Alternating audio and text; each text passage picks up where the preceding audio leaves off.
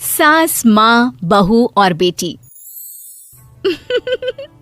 नहीं नहीं, ये कहानी इन सारे के सारे रिश्तों की नहीं, बल्कि 2 रिश्तों में ही सभी रिश्तों के होने की है। अरे बहू, मेरे और तेरे ससुर जी की रोटी मत बनाना, मैं बना लूंगी, दिन तक ठंडी हो जाती है। बहू जो कि एक वर्किंग लेडी थी।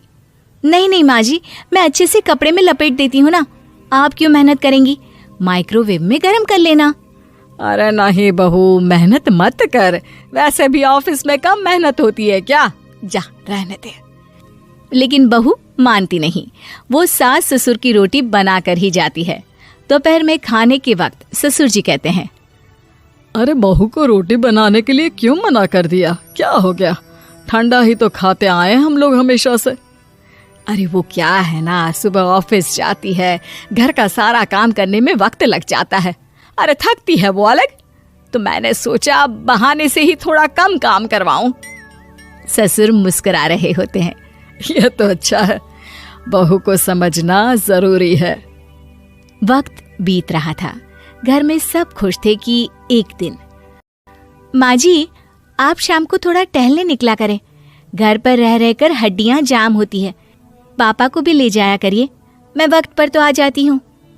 बहू ठीक 5 बजे ऑफिस से घर आ जाती है, फिर चाय नाश्ता बनाकर सास ससुर के साथ बैठती, उन लोगों को सारा दिन का हाल बताती।